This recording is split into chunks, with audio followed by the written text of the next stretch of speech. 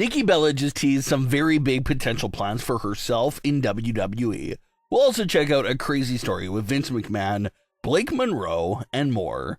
Starting things off with the messy situation that was the NXT Women's North American title change from the December 16th edition of NXT. Blake Monroe was set for a standard title defense against Thea Hail, but in the closing moments of the match, Blake could not get her shoulders off the mat in time, and the referee counted to 3, crowning Thea Hail as the new champion. Reports claim that was not the plan at all. The plan was for Blake Monroe to have a successful title defense against Thea Hail. But when Thea Hail went for the cover and the referee did not see Blake Monroe kick out, he kept the count going. Reports claim that the referees have been instructed to do shoot counts, meaning that regardless of what the planned finish is, the referee's job is to count to 3 if the shoulders are on the mat. We've seen some messy situations, especially during the women's title triple threat match on Smackdown a few months ago, where the referee just stopped counting at 2, even though there wasn't a kick out. And it was a horrible look and everyone was talking about that. So it looks like instead of that happening again with the NXT referee stopping the count at 2 without the proper kick out, he decided to just count for 3 since the shoulders were down on the mat, and that led to the unplanned title change. Blake Monroe's facial expressions was her genuine reaction to the outcome because she was obviously expecting to walk out with her North American title. Even more proof that this was an unexpected blunder. Blake Monroe's theme music played after the 3 count, even though she did not win the match. There's a whole bunch of theories and ideas fans are throwing out there about the pinfall and why that happened. There was one post from a fan who claimed to be in the arena for the match, and they said that the referee's 1 count was pretty soft and hard to hear. So maybe Blake did not really hear that first count and got confused, thinking the referee was up at 2.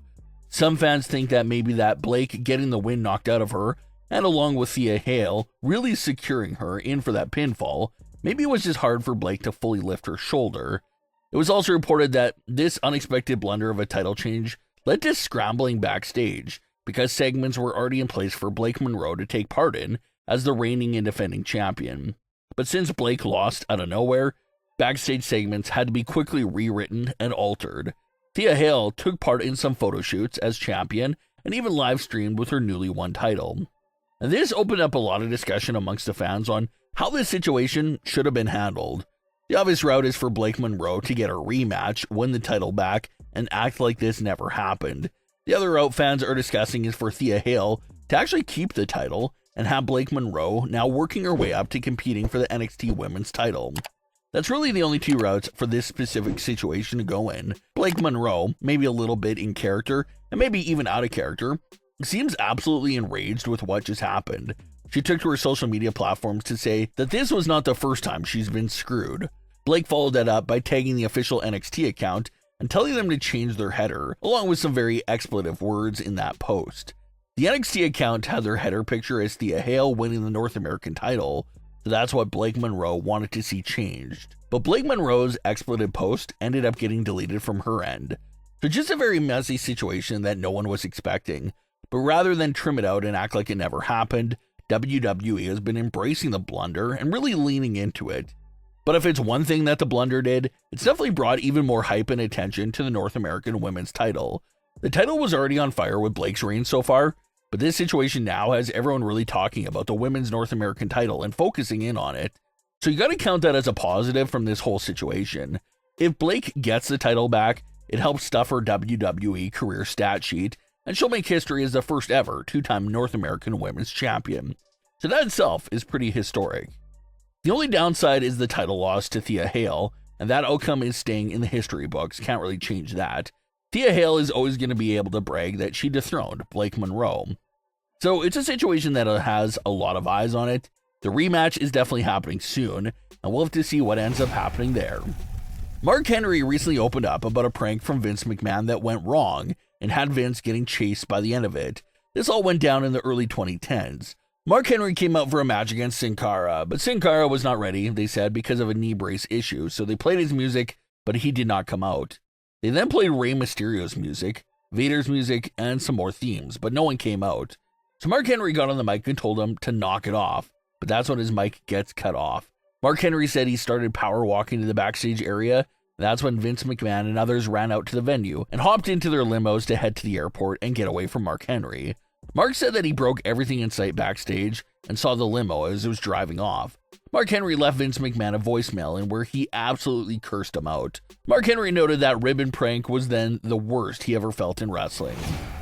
During a recent interview, Nikki Bella talked about her plans for future in WWE and some major things that she can really envision happening down the line.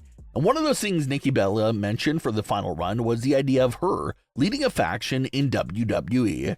It wouldn't be the first time Nikki Bella was a part of a team. Nikki has obviously spent a large portion of her career alongside her sister, Brie Bella, and in 2015, Nikki did lead a faction titled Team Bella. Members included Brie, Alicia Fox, and Nikki herself. Nikki wants to lead a faction in current day, and it sounds like she wants to give an opportunity to some of the younger talent on the roster as a way to elevate them. WWE did the same sort of thing back in 2023 when they paired Zoe Stark up with Trish Stratus to be Trish's right hand. That was a great opportunity for Zoe Stark to get featured more often. Well, it looks like Brie Bella's faction could offer the same type of platform. Maybe take a few young heels on the roster and put them behind Nikki Bella to be her faction members. It really does seem like a good opportunity, even for some NXT women to get called up into. It could be an act similar to Mandy Rose's Toxic Attraction, where the veteran is a leader, but she brings along two younger stars and elevates them all together. So the potential is definitely there to make an idea like that happen. You could even argue that the foundation for that idea could be getting planted right now. Nikki Bella is fighting off Stephanie, Raquel, and maybe even some of the other Judgment Day women will start getting in Nikki's way as well. The odds could be stacked against Nikki Bella, and it sure does seem like having a faction behind her could help her deal with the Judgment Day, Stephanie, and the other threat on Raw. That could end up being an exciting route to explore there with Nikki Bella. But what are your thoughts on today's stories? Leave your comments below. Don't forget to subscribe with all notifications on, and leave a like if you enjoyed. Thanks for watching, guys.